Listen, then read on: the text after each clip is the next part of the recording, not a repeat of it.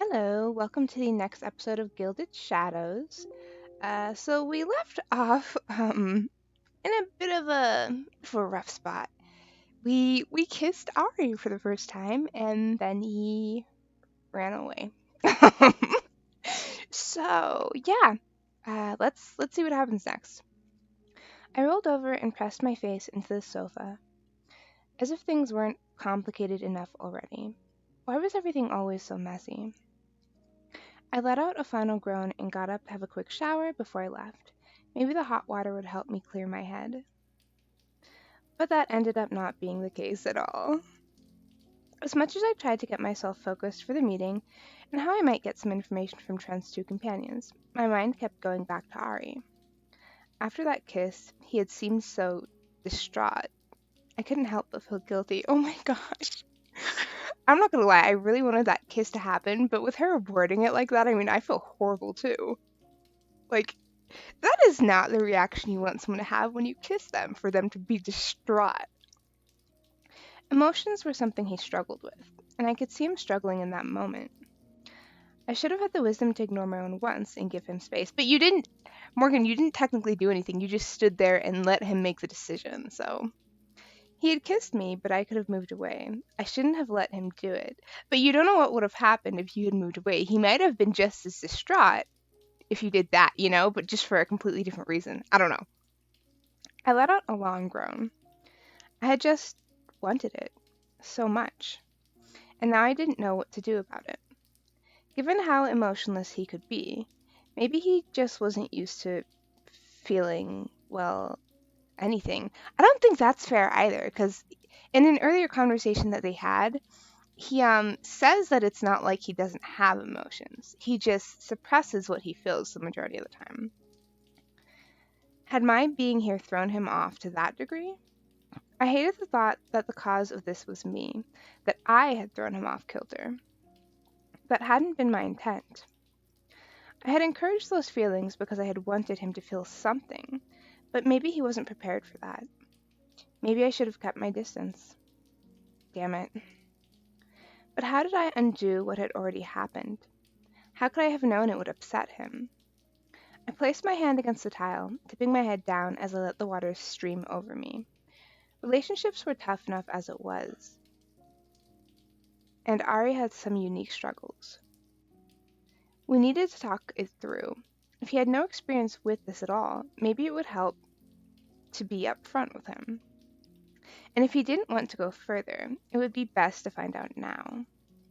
It would be better to stop myself from getting too attached, because it would hurt if I found out later on. There was a sudden drop in temperature, the odd sense of everything bending, and then. What is what is happening? What is happening? Oh my god. Ari was standing in front of me, like my thinking about him had summoned him out of the ether. Did we teleport this boy here because we were so fixated on him? Oh my god. What? Our bodies were almost touching as I stared up at him, brain grappling with the absurdity of what was happening. Ari was standing in my shower with me. The water was already soaking his shirt, but he just stared down at me as if he wasn't quite sure how he got there. Oh my god. Okay. For a long, drawn out moment, neither of us moved. I cleared my throat, trying to figure out what to do or say, because I couldn't imagine he had teleported into my shower on purpose. Yeah, I don't think so, considering the last time we saw him, he ran away. You know? Just throwing that out there. Should I get you a towel, or. His eyes snapped to my face, a look of shock and embarrassment flickering over his features. And he vanished as abruptly as he'd arrived. Oh, no. Wow. Wow. Wow. Smooth, Morgan. That's exactly what I was thinking. I shut the water off, a soft groan escaping me. I stood there a long time, cold, dripping, and wondering what that had been about. Accidental teleportation? Ari? Of all people? Okay, so are we supposed to take from that Morgan was the one that accidentally teleported him there? Or that Ari was the one that accidentally teleported him there? You know what I'm saying? I spent the entire time getting dressed, expecting a knock or a message from him, but no, nothing. I sent him an awkward message asking if he was okay, but he didn't respond, which suggested he wasn't. But I had to meet with Caleb and go check on Trent's team, so I didn't know what else to do. Worry was still gnawing at me when I exited my room to find Caleb coming down the corridor to me. And once more, I was struggling to push Ari from my mind and focus on work. I wonder, does this happen in the other routes too? This sort of accidental teleportation situation? Um, I guess there's no way of really knowing unless we know who was responsible for it. I had to admit I was nervous about working with Caleb, though he'd softened up a lot since my arrival. That didn't mean he couldn't still be a grouch. But he didn't seem all that put out about having to come with me, nor did he say much on our way down. Like I said, I think Caleb knows. Whatever was true about Ari and my relationship with him, it would have to wait. I did my best not to think about him and, instead, focus on the work at hand. All things considered, getting Trent to spill everything he knew about the Sira rebellion, if anything, would prove an easier task than getting my mind off Ari after all that. Yeah, I could see why. Okay, we are on chapter 10, which is Confessions. That's an interesting title for all of that. God, I'm sorry. I'm gobsmacked with the sequence of events that just occurred. I'd been a little worried about finding the opportunity to talk to Trent and poke for more information during their research time, especially considering it had yet to happen despite multiple opportunities. I was fortunate Trent seemed eager to talk, and Caleb exiled himself to a nearby table after a round of terse introductions. I suspected the group was disappointed I'd not brought another F class with me this time. Caleb didn't elicit quite the enthusiasm Ari had. Of course, that could be because he wasn't exactly encouraging, not with the way he was crossing his arms, glaring at us. Yeah, I don't see Caleb being the type to roll out the welcome mat, especially when, they're here and, Magnus said there was the breach in security, and I don't know if he told the whole group or just Morgan, but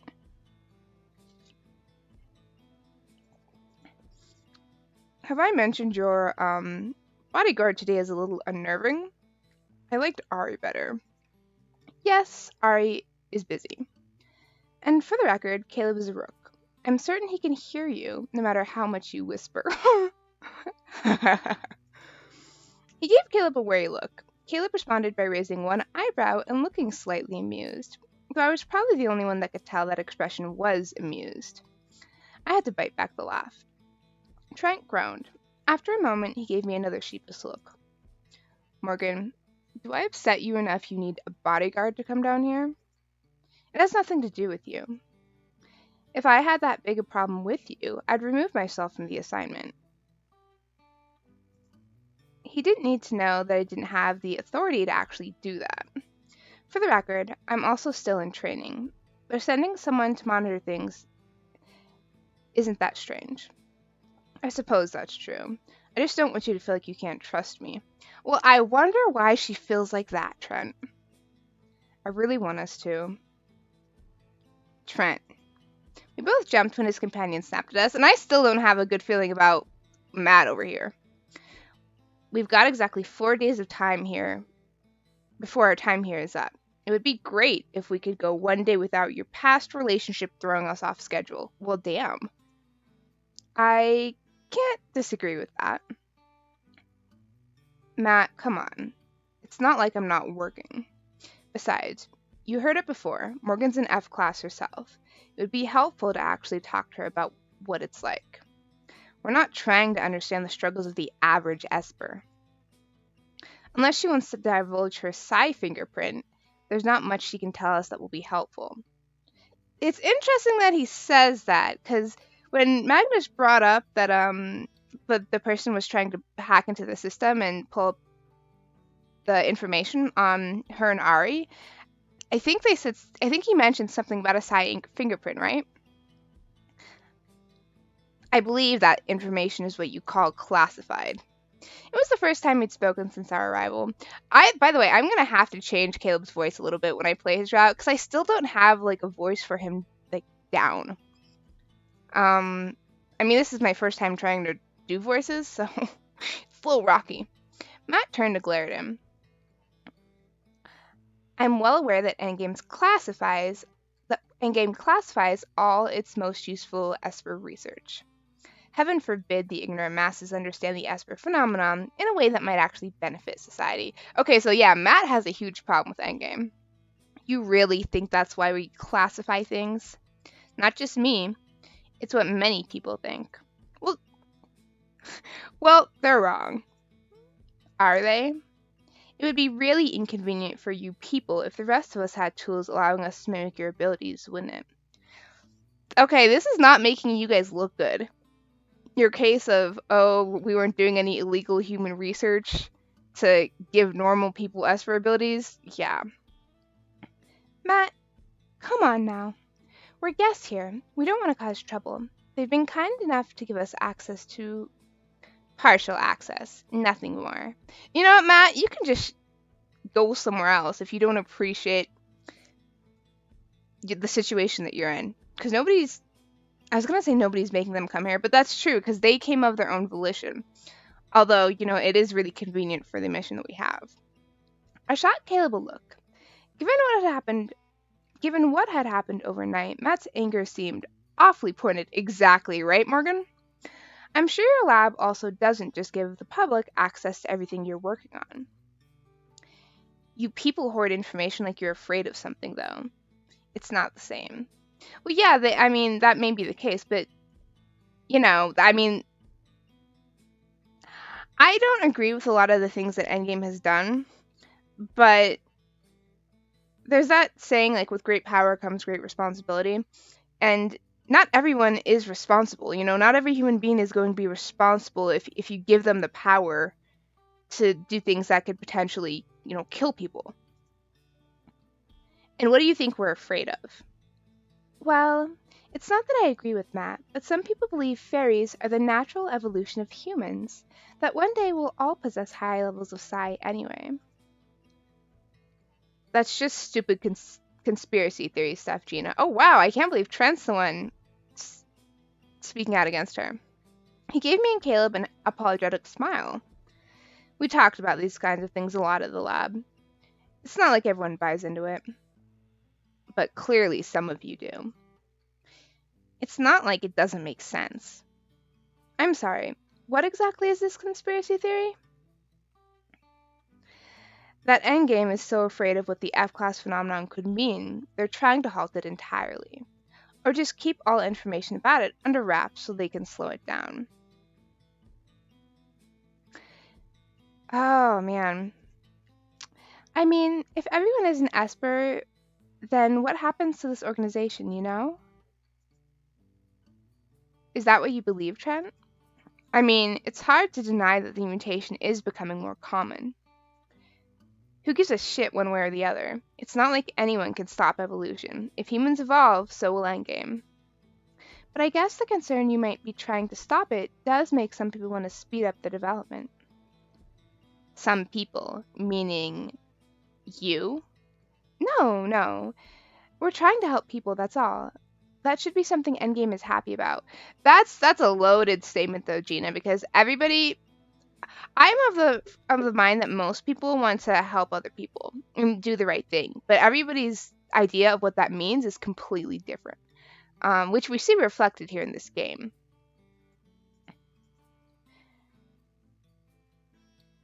No one says we aren't. You sure as hell don't act like it. Wait a minute, what has Endgame done to make it seem like we're against that? Matt seems so belligerent, specifically towards this organization. Interesting. Look, I don't decide policy here. but helping people and hurting them are two sides of the same coin. That goes as much for Endgame as it does for us. That's true. We spend a lot of time worrying about the implications of our actions on the present. So you say. Come on, Matt. You're the one who pointed out there isn't a lot of time to go through all this information. Maybe we should just focus for a while. Matt didn't seem to like being reminded of that, especially not by someone who was just an intern. But at the very least, he dropped the subject, and they all went back to working. Caleb took the opportunity to send me a quick message via the net. He seems pretty touchy, doesn't he? I noticed that. Not sure what it means. At any rate, it's clear he stands where he stands on the topic of wanting to get at our information. Not sure on the others, though. Yeah. They worked several more hours before stopping for a break. Matt was the first to leave, sparing a curt nod for Caleb and I before he did. It felt like he took the tension with him. Sorry about that. She gave me a timid smile as she gathered up several displays and placed them in one of her bags. His heart really is in the right place, but it gets frustrating when our research is stymied at every available opportunity. There are a lot of hurdles to overcome in this field of research, a lot of laws and regulations to work with. Between that and everyone being so protective of their research, it can feel like we're treading water instead of making progress. No one said we know anything that would help your little lab out. That's true. It's not as if Caleb and I have access to the research division's work either, and there's no reason to assume anything there would be groundbreaking for your research. Okay. I want to take a second to talk about something, because this is totally, ticking a box for me in terms of, I'm wondering if this is a parallel to some recent developments in biology. So I don't know how many of you guys are, biology nerds, but, we had CRISPR, and I don't know how many years ago it was that people started developing these at-home kits to where you could alter your DNA, or at least not your DNA, but your gene. You could alter genes, and you could inject yourself with this essentially something that you created to alter the genes inside of you. This is gonna frustrate me so much if I can't remember what it's called. Give me a second. I'm gonna see if I can look it up. I don't think it's biological engineering. I don't think it's bioengineering. There's a certain term for it, and there's this whole debate within the realm of science as to whether that should only be allowed in labs and in the field of scientific academia, or whether people should be able to do it from their homes, because we're at a stage in the research where we don't actually understand the full implications that something like that could have. So, for example, I was watching this documentary on it, and they were talking about the implications of if you change the species of, I don't remember what they were. I think they were some sort of birds of prey on this small island, and how that would have long-term ramifications on the whole ecosystem and could result in this sort of chain reaction that would wipe out several more species and not just the ones they were targeting, because ecosystems are very fragile like that, and about how if you're allowing people to do that same thing in their homes, they could potentially affect whole ecosystems by allowing these artificial genetic mutations into the environment where they would have time to reproduce and all of that. Anyway, sorry, that was a very long rant, but it sort of reminded me of that. The way that they're talking reminded me of that debate, and I'm wondering if there's any sort of parallel there. Anyway, so Gina says, but even just seeing some F-class psi waves would be a lot of help for us. I mean, there's such a small pool of subjects, and they're all really low level. That's true. Most of our pool is made up of people trying to, no offense, avoid this place. I hope you realize you're asking for unrestrained access to people's private medical files. unless espers are no longer entitled to privacy. Tell me more about how Endgame respects privacy of citizens when it's forcing people like Morgan into its ranks. This is getting awkward. Are you? How about you two don't argue about me like I'm not standing right here? Just a suggestion. Sorry, Moore. I will never think that was fair.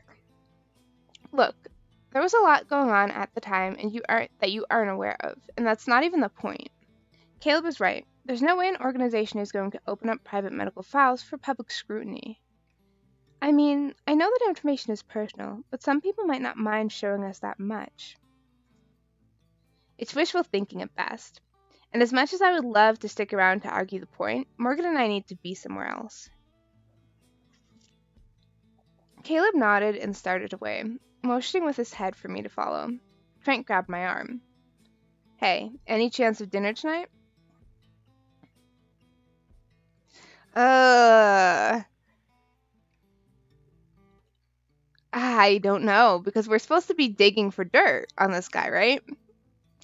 But at the same time, I think Miss Morgan has her sights set somewhere else by this point. So we're gonna save, and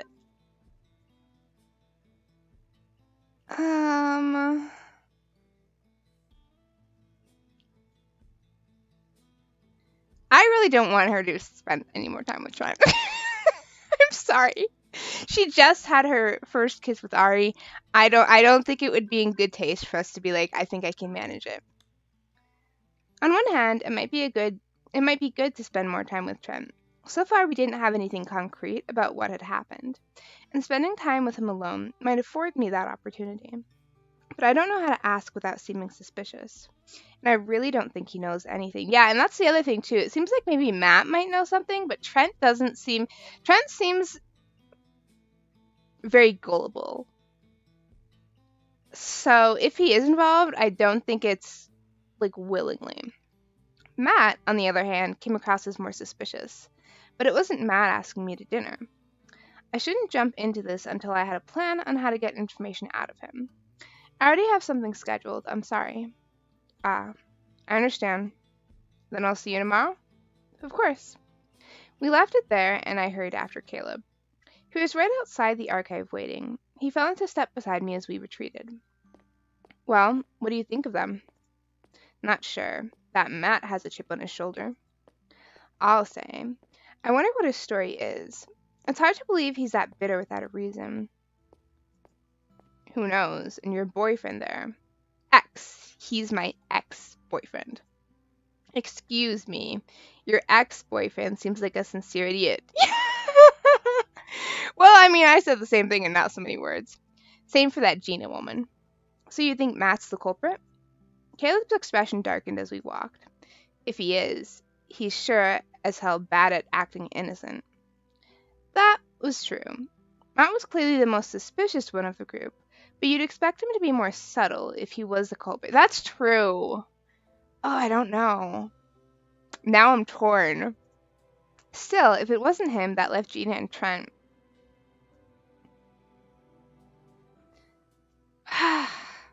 Gina seemed nice, but she was also pretty keen to get a glimpse at the medical files. Ugh. A more direct approach was likely to yield better results than lurking and hoping someone dropped some useful information. Morgan, pardon my butting into this and changing the topic, but what's going on between you and Ari? Oh, jeez. That came completely out of nowhere. What do you mean by that? I mean, hell, it's none of my business, but that guy asked me to a match of volitants to blow off steam. He used those words. Ari did. Okay, volitant is a full contact indoor sport in an enclosed room or area. The floor is made of raised platforms of varying heights. The configuration differs based on whether you are playing one-on-one or with teams, as does the size of the room. Each player or team must obtain the ball and bounce it off designated spots on the wall, lighting them up. Once all a team's spots have been lit up, They have a limited amount of time to make a goal by getting the ball into a hoop at the upper wall or on the ceiling of the opposite side of the court. Really? You know how many times he's needed to blow off steam? Ever? None. Not in the entire time I've known him. Okay, well, I don't know what to tell you, Caleb. And the one thing different from now from the last 17 years is you. He's been on edge ever since you got here.